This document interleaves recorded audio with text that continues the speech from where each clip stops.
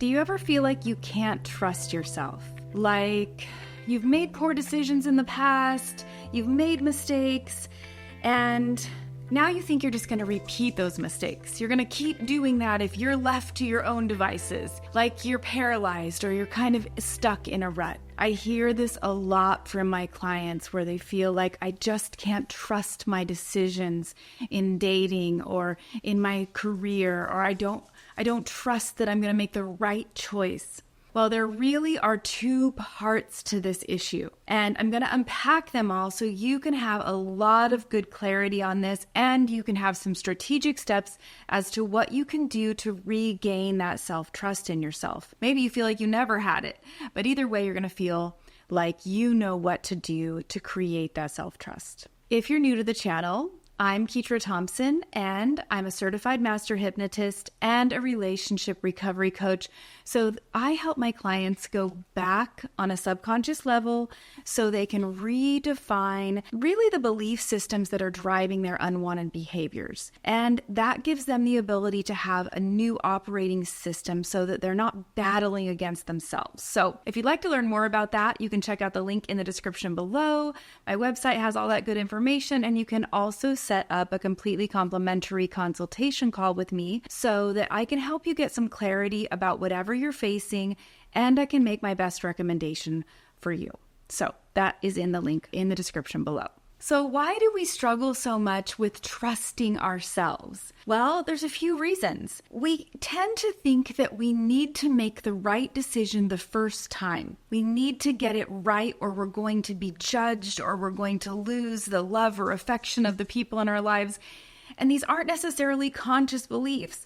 These are things that were created in our programming when we were very, very young, and we might have made mistakes, and those mistakes weren't met with a lot of graciousness, a lot of understanding. They weren't met with someone that, had that concept of, well, you're only 5 years old, and of course you didn't know which one to choose, or of course you made that mistake, and now you know, or you were only 10 years old. They don't really approach children that way. At least in my generation, that was not the typical thing.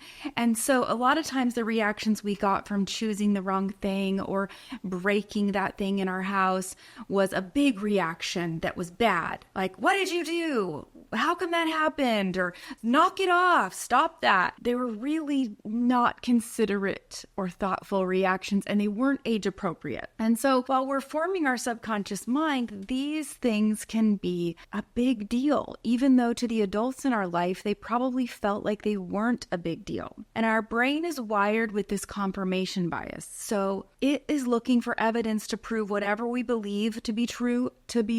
But if part of our programming was not accurate, if these things happened and we said to ourselves subconsciously, even non-verbally, oh, I must be bad. I must not know how to do things. I must not be lovable, or I'm only going to be lovable if I can get it right. So these beliefs that we form can drive what's pushing us subconsciously. And now our brain is looking for confirmation bias throughout our life to prove what we believe about ourselves to be true. And we're not even really aware of it. So it can be really a very frustrating cycle. So that leads me to this first part. I said that this lack of self-trust really has two parts. And the first part is the subconscious programming. Now, the subconscious is oftentimes driving our behavior when we don't even realize it. It is the powerhouse. It's believed that it controls over 95% of everything we think, feel, and do. Some research says over 98%. So it is actively controlling us even when we aren't aware of it. And so if we haven't dealt with the subconscious programming, then it's just this thing we're battling inside of ourselves against. Now, we're primarily programming that subconscious mind from birth to age 7 when we are in the theta brainwave state. We're in hypnosis. And then there's some other times after 7 that can break through and get into that subconscious mind especially big trauma, traumatic events, but also complex trauma. So anything that's repetitive or ongoing in our life, repetitive criticism, repetitive withholding of affection, repetitive neglect, which is really leaving us to handle things on our own before we're capable and ready, all kinds of things can affect us if they are repetitive and chronic. Eventually, that repetition breaks through and can affect our subconscious mind in the way we see ourselves and the world around us.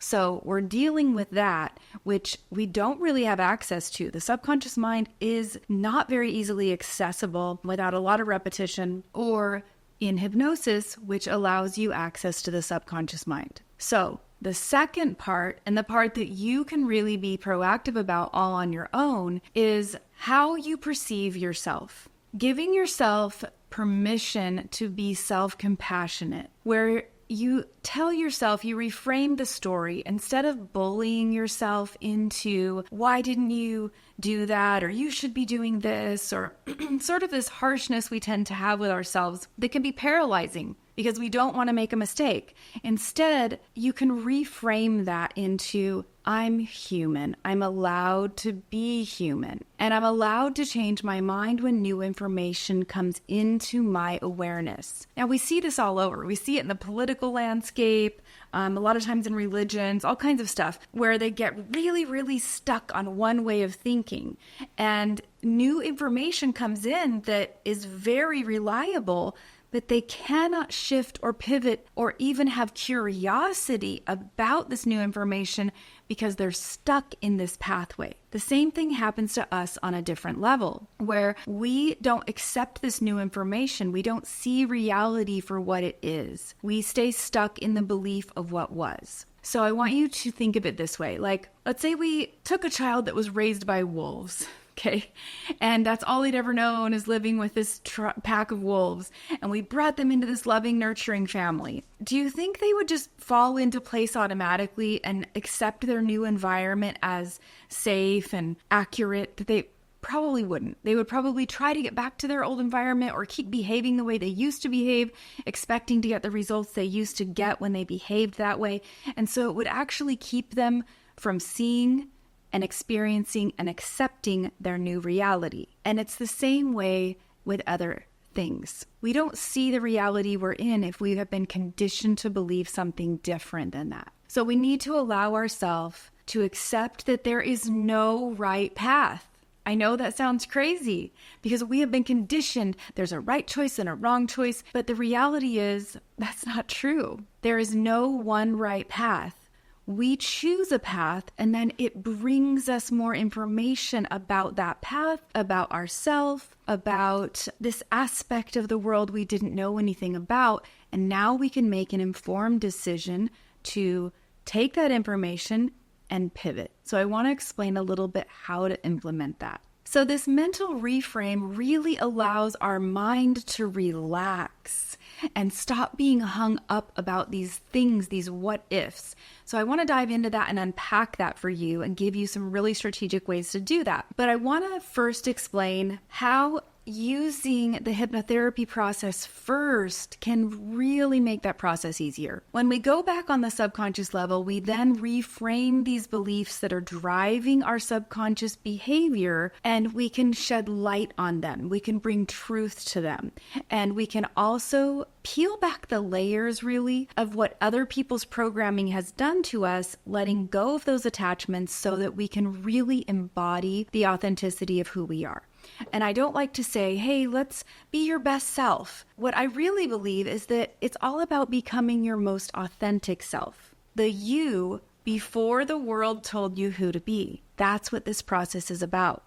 Reframing those old beliefs so you can be free from them and embodying your most authentic self. So you're not battling against this programming anymore. So once that's done, now you can do these steps that really help you shift the way you're thinking in a much easier way, but you can start doing them now. They are effective. So some things you can do on your own right now is reframe your story, reminding yourself, I don't need to make a perfect decision. I'll cross that bridge when I get to it. Because if you try to problem solve things that aren't in your present moment in your life, you're not going to be effective because you won't have all the information that you need to make an educated decision. You can't make an informed decision about a what if. It doesn't work. You will never have all the information you need until you get to the bridge to be crossed. So you tell yourself, I'll cross that bridge when I get to it. When I get to it, I'll gather all the information that's available to me at the time, and I'll make an educated decision. So I can set that worry and stress off to the side because it's not valid right now. So that's the first thing you can do. Now, you can also give yourself permission to change your mind. When new information comes into your realm of awareness, you can change your mind. You might not want to go that direction anymore because now you have new insight. And when you have new insight, you can pivot. You can go a different direction. And I always say that any movement is good. If you feel stuck in a rut and you aren't letting yourself move forward in love, in connection, in your career, any shift can create momentum. Any shift can also create more of a rut. If you aren't tuned into yourself, if you aren't aware of your own feelings, your own needs, and actually aware of how to meet those needs in real time, you can end up in a rut. But overall, I tend to tell my clients that any shift in momentum, a lateral move, even not your end destination, is really, really good because it gives you new perspective, new information, new people, new experiences. It brings new information into your existence, and you can make a better decision from a place like that, knowing that you're allowed to change your mind. So when you're trying to make a decision, you need to remind yourself, I can always change my mind. If this feels aligned for me, if this feels like the direction I want to go right now, I don't have to know 100% for certain that it's going to be right. Just think of it in relationship to a marriage. We all hope and dream and want that marriage to last forever. But if it becomes toxic, if it becomes really not something that is healthy for us, we can change our mind. We can do everything we can do to try to make it right, and we can work hard and we can communicate, and we should do all that.